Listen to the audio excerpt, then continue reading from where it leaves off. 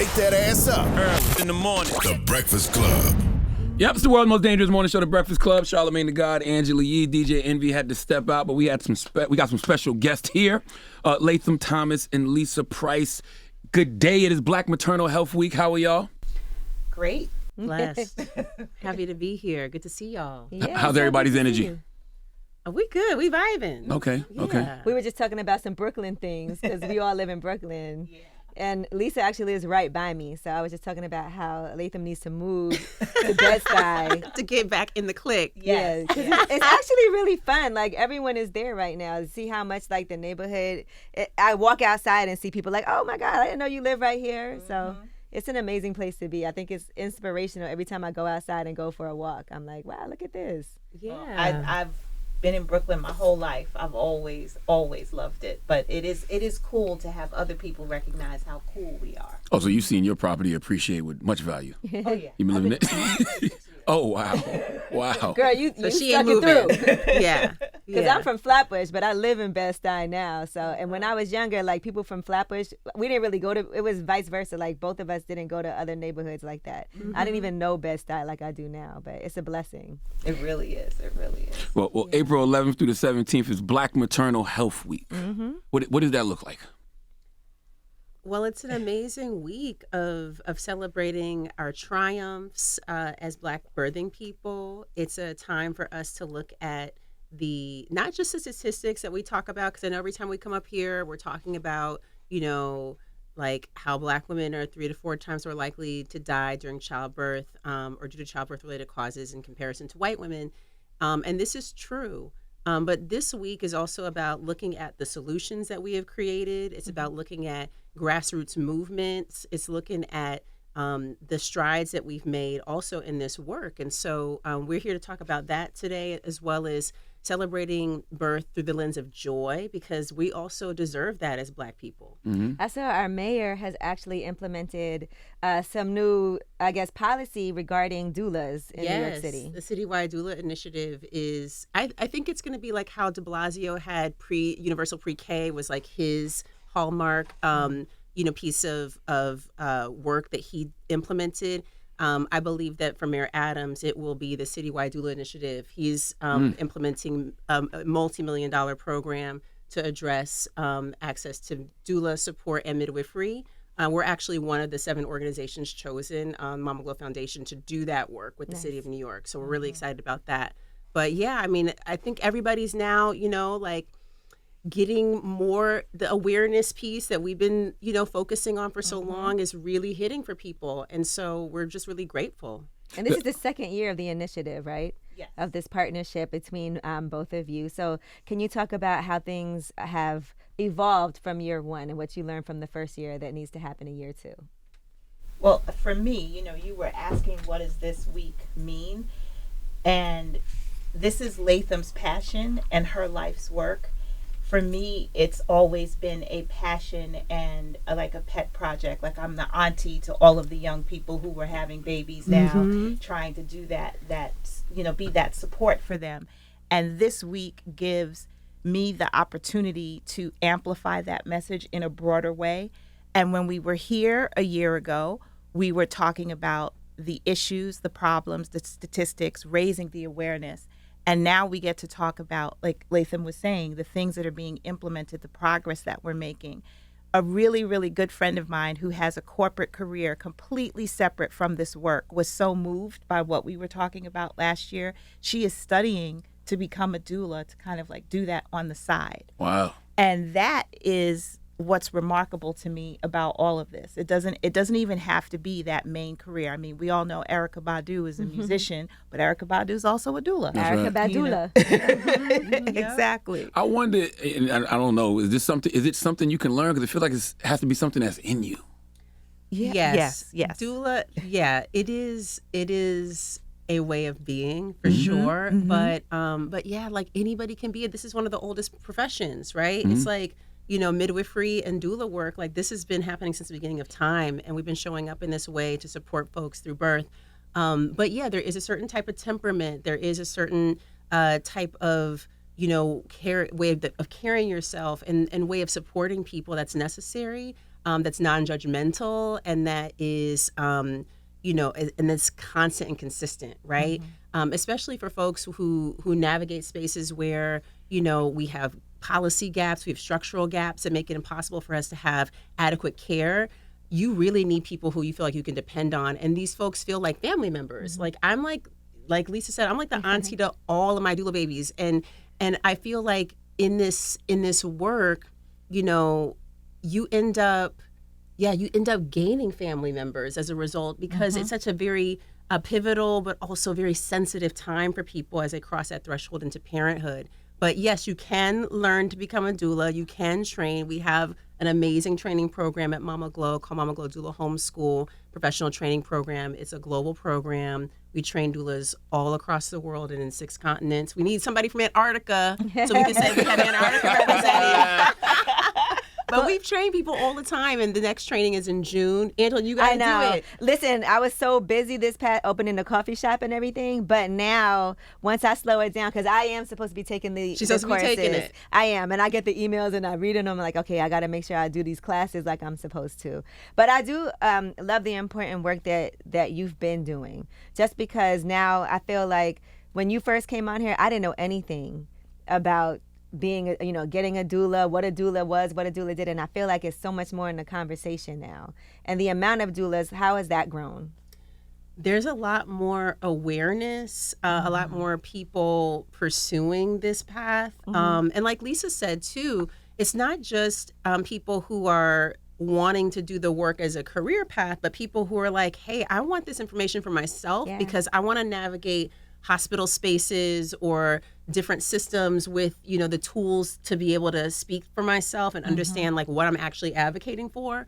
And it's also people who are like in family systems or in communities where there's not a lot of access or places where they don't have adequate health care, where folks are, kind of filling those gaps. And so some people are just doing it to be of service to their communities. But yeah, we see a lot more interest. There's a lot more people who are coming from different areas. So we see folks in public health. We see people who are, we have a college program. So we have like a lot of college students that are coming that are going to be going to med school.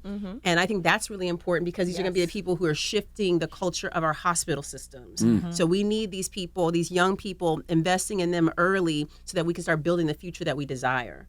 You spoke to temperament earlier, and you've been with us for our last 2 deliveries. Have you ever been triggered in the hospital? Because I'm sitting there thinking, I'm like, that is what it is, temperament. I've never seen Latham turn up in the hospital. In situations where my wife is turned, and it makes me turn. I've never seen you turn up. Yeah, like you learn how to become a master of your nervous system, right? Because I think that, again, being in these spaces, if I'm triggered, how am I going to be of service to you, right? So I have to be able to like hold the energy of the space, be able to navigate the different, energies, the different attitudes. Like everybody comes in, by the way, like the entire team has come from different areas of life and things happening in their lives, and they're bringing all that into that room. And so my job is to sort of help sift through and manage that energy to make sure that like all the good work that we did to get to that place of where we are in that hospital, that's not disrupted. Who did something? That's for that guy. Ooh, they found him? Is it really? It just says he's wanted. That's all. Oh. Okay. Yeah, Frank James. All right, I'm sorry.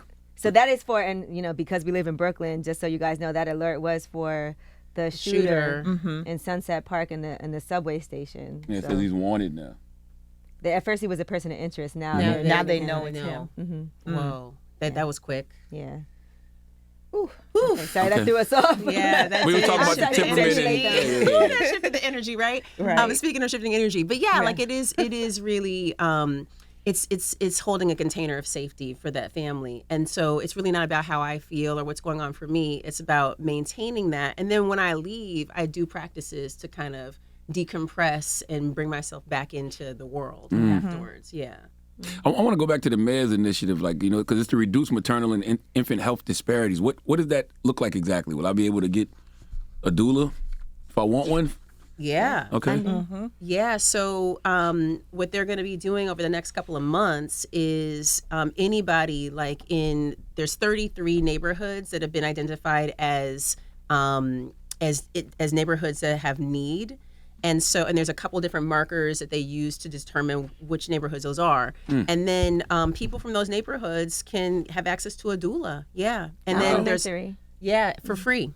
Yeah. And the Wow. city's paying for it. And so that's huge because if New York does this successfully, and this is going to be a pilot, and they're also doing it with midwives because they know that we need to have more Black midwives. So, and that program is sort of centering around a couple of providers based in like Brownsville, and then it'll continue to like fan out from there. But yeah, like this is a great pilot for the rest of the country, right? So if New York gets this right, then the rest of the country can figure it out too. But it's going to be multi-year. It's just starting now. So this is the sort of the end of the fiscal year. So they're trying to kind of like get it implemented now. And then for the next fiscal cycle, then they'll have a larger program. But this program is for the next couple of months through the early summer to support 500 families in New York City. Wow. Yeah. That's great. And to me, it starts to normalize that conversation when there's an official program, where there's funding, there's a time frame.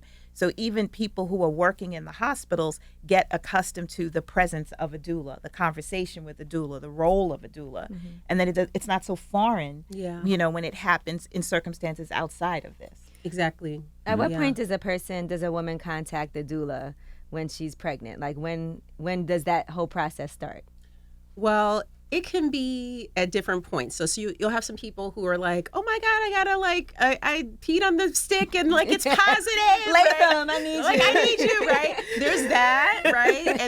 And then there's people who are like, life is happening and they're like, yo, this baby is coming in like 4 weeks. Are you available? Like that happens all the time too, right? So it depends on the person. But I would say, depending on how you got pregnant. So if you're someone who came to pregnancy through challenge, like if you had a lot of miscarriages or you went through IVF or IUI, something like more complex, then you might want to have that support earlier because it might have been a little bit of a traumatic experience for you to get pregnant. And so those people, I think they benefit from having support earlier on.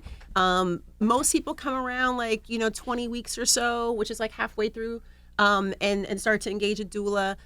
Through Love Delivered, people are contacting us constantly at all different, phases. Some people are coming for postpartum, which is another type of support that has been underrepresented. Doulas support the entire lifespan, but primarily we see birth doula support, right? And then postpartum, as you know, Charlamagne, too, postpartum was really helpful for you all. Postpartum support is another piece that we don't have like a social safety net for people when they have their babies. So right after, 1 in 4 women return to work 10 days after having a baby. That's crazy. In this country. That's nuts. Right? There's no federal paid leave policy for parents. And so because of that, people need postpartum doulas to help them acclimate and be able to successfully transition into new parenthood. And so through Love Delivered, in addition to offering birth doula support, we also offer postpartum doula support for families in 5 major cities. Does insurance cover doulas, or you think it does? In some cases, Okay. but not across the board. And it's not a given.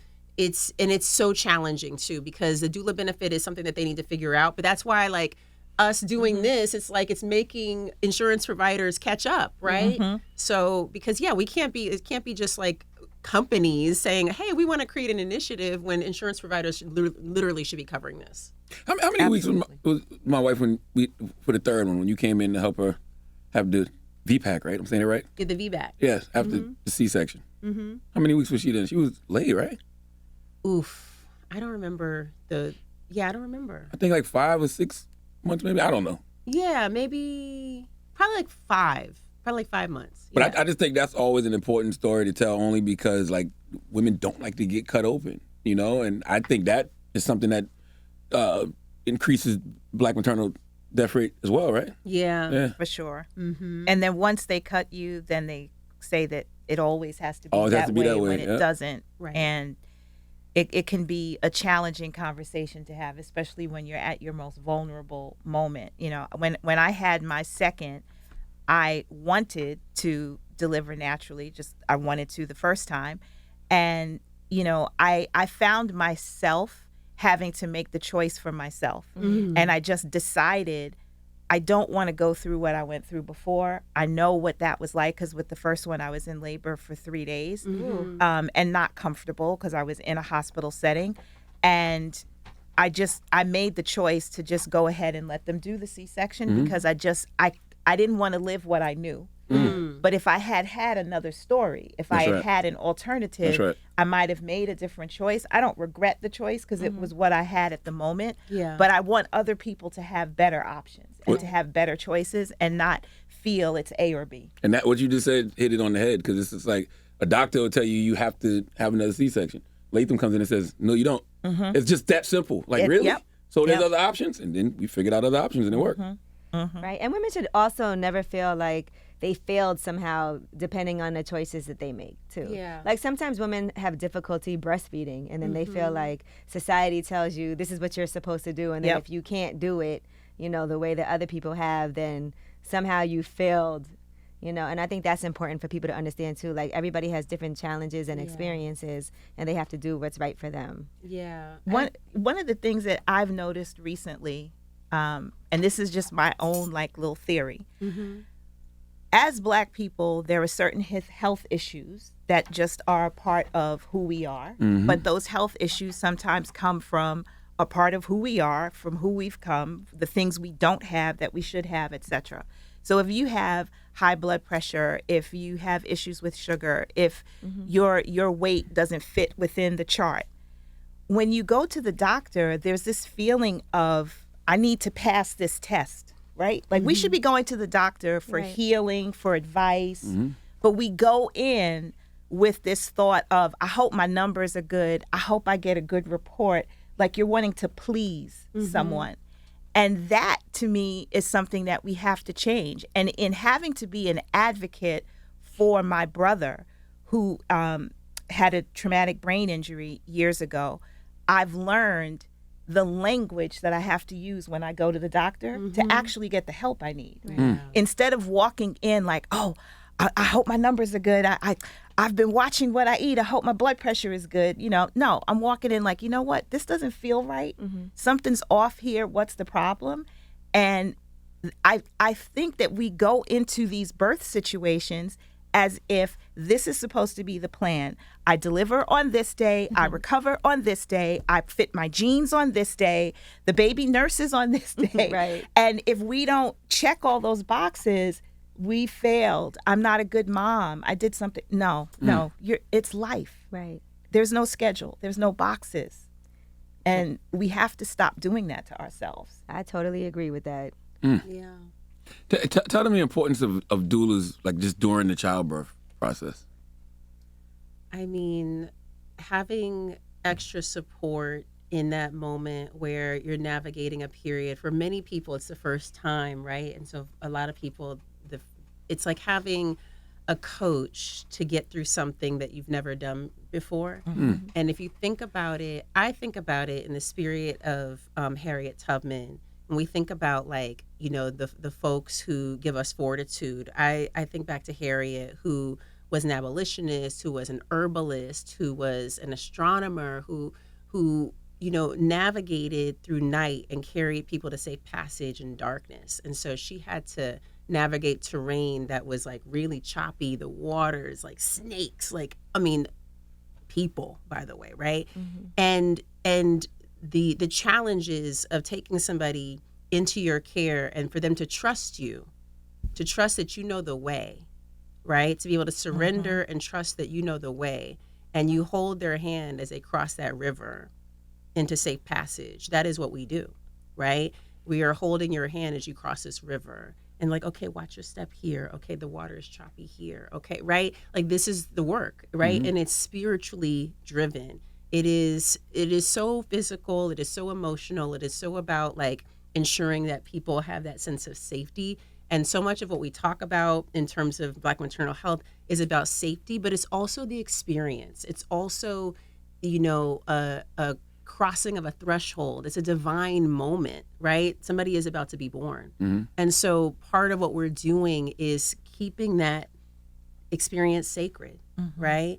And so so in that birth experience, it is bringing back the spiritual, right? Bringing back the ancestral, bringing back all the things that we used to do, regardless of the setting, whether it's at home, a birth center, or a hospital. We're creating that safety net that's necessary for someone to have a transcendent experience, right? And birth is transcendent. Birth is it is not supposed to be that you have to stand and fight for your life during birth. You should not be doing that. And That's by right. the way, you can't even birth if you're fighting for your life, That's right? So we have to make it so that people feel that safety, but doulas showing up in the way that we do allow people to be in that position of vulnerability to be able to give birth. I know, you see the thing that's happening with the mayor, plus y'all was with the Biden administration. Do you think the Black maternal health is finally getting the light shined on it that it needs and deserves? Absolutely. It needs more, but it is a start, and it's the conversation that we need to have. And what you had just asked about the importance of the doula in birth, and what Latham was saying, that they are the people in the room that know what the other side looks like. If this is someone's first child, they don't know what the other side looks like. And I remember the first time I was at someone's birth, I was probably about 22. The woman was having her third child. In my head, I'm thinking, oh, she's done this before. She knows what's going to happen. She's having the baby at home.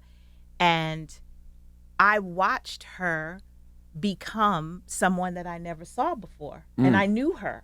But in the process of labor, she went through many different moods and phases. Her midwife kept her on track, kept reminding her that she could do it. And I remember being so in awe of what she was doing, and then also afraid, because I was only 22. And I'm like, wow, she's cursing. She never curses. She's really upset. Like, what's happening? And she got to a point where she wanted all of us to leave. Wow. And she told her husband, you need to kick all of them out of my house. I'm not doing this tonight. I'm going to bed. So that midwife knew this, and knew this space, and knew what wall she had hit. And she knew how to talk to her to carry her through the rest of it. And if that person is not in the room, who do you trust? That's right. Because the woman is looking at her partner, and you don't know what this is like. You've never done this before. How do you know I'm going to make it, And you need somebody to tell you, yeah, no, baby, you're going to be all right. You're going to make it. I do this every day. And you don't get that from the doctor necessarily. And you may get it from some labor and delivery nurses, but that's a crapshoot, who's on duty that night. It's a level of care that doulas have that some doctors just don't have. Yeah. I think. And a lot of them are training to become doulas, or to just add that into their repertoire, because they know those softer skills are really important, and people are demanding it now. People It should be required. It should be. Yeah, it should be mandatory. It should be. When my wife had our fourth, the nurse there was happy that you were there. She was like, I had a doula.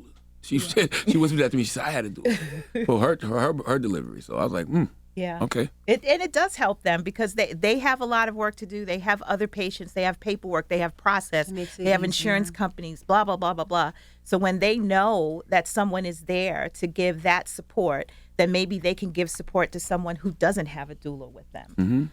But yeah, it's so critical. It's so critical. What happens when you're working with a woman who ends up having a miscarriage? How can a doula be helpful in a situation like that? Because we know, unfortunately, that does happen. It does. And I've attended miscarriages as well as abortions, and babies that were very much wanted, that a pregnancy took a turn. And bereavement support is what's available. So doulas can support the entire life continuum.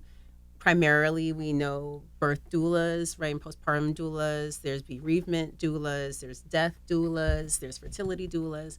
There's sibling doulas to help babies transition when they have new siblings coming home. So there's a lot of people who support this role. But bereavement support is critical, because, and we find a lot of folks, especially in COVID, that had miscarriages and they were isolated, are getting pregnant again now, and they're asking for bereavement doulas because they didn't process during COVID. And so they're like, hey, can you match me with someone to help me move through this, because now I'm recently pregnant and I'm not handling well. Right. And so a piece of that is addressing the mental health, support that's necessary to carry somebody through loss, because it's so deeply isolating. It is so emotionally taxing and challenging. And it's also challenging for the family, right? Because people don't know how to support you. We don't have we sort of disappear people when they have life events that we can't handle, right? We sort of turn away, or we don't know how to show up. Give for them some time. Yeah, but really they need you to show up, right? Right. And so a doula can come in a bereavement role to really just be a constant presence, to bring in the pieces of support necessary, like a licensed mental health provider, like a spiritual guide, like an acupuncturist or therapist or a massage therapist, or people who can come in and lay on hands, and also, provide some rituals to help process that experience, and then also help them to, figure out like how they can continue living, because life goes on for those who are living.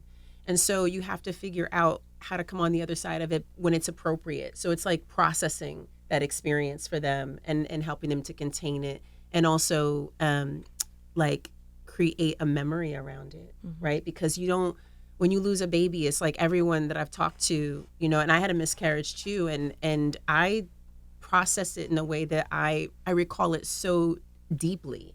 And a lot of people, depending on like how far into the pregnancy they were, it can be even more palpable, that loss. So bereavement support is critical on the doula side. Can you break down what the Doula Expo is? Ooh, yes. So you will see Lisa there. Y'all gonna be there too, by the way. Okay, just so everybody knows. The Doula Expo by Mama Glow is on May 21st this year. And last year we had it at the end of COVID. It was amazing. We had like 400 people show up, doulas, caregivers, families. This year it'll be even twice the size. It's in Williamsburg, Brooklyn. It's not in Bed-Stuy, but still, it'll be good. I'll walk around Williamsburg with you. It'll still be good. At 25 Kent, it's 16,000 square foot space, and it's going to be incredible. Lots May of different 21st. brands in health and wellness, and yeah, like if you're pregnant, trying to get pregnant, if you are looking for a doula, there's gonna be so many of them there, and there's conversation and education and all kinds of resources. And Carol's daughter will be there activated. You'll get to learn about Love Delivered. So come through. Lisa, I'm so excited. can you speak to what events y'all have planned to celebrate this week, like with Love Delivered? Well, we got to have a podcast conversation on Monday with Elaine Welteroth. Oh, okay. Who is on baby watch any day now. That baby is coming. We're planning another conversation later this week with Charles Brown, and here with you. Our press release goes out today, just raising the awareness again, reminding people, using every opportunity that we can to remind people of what we're trying to do. And I'm so looking forward to the doula event. I can't wait to the expo. Well, I love this partnership of you two amazing women. So Absolutely. I'm excited. May 21st, Williamsburg. May 21st, Yes, Williamsburg. And Come through. And before y'all go, how can Black mothers get access to these resources, especially what the mayor's doing, with the initiative y'all doing with the mayor? Okay, so with the mayor in New York City, you can go online to through the health department, nyc.gov, or you can contact Mama Glow. Mama Glow Foundation is one of the organizations involved in that. So if you are in New York City, contact us if you want to be involved in that program. Love Delivered is a 3-year initiative, so it is actively running beyond the length of the mayor's program currently. So if you are in cities outside of New York, Atlanta, DC, Miami, LA. Okay, I'm like trying to figure out all the cities. Hit us up, and you can get information. Well, you can just fill out the application, and then you can get matched. We're actually just now matching the next cohort of families. So this is a great time if you have a birth coming up in the next couple of months. Like, hit us up, and you can find more information at carolsdaughter.com/Love Delivered. Latham Thomas, Lisa Price. Thank y'all for all the work that you do, all your service. You. You are Thank appreciated. And it's the Breakfast Club. Hey.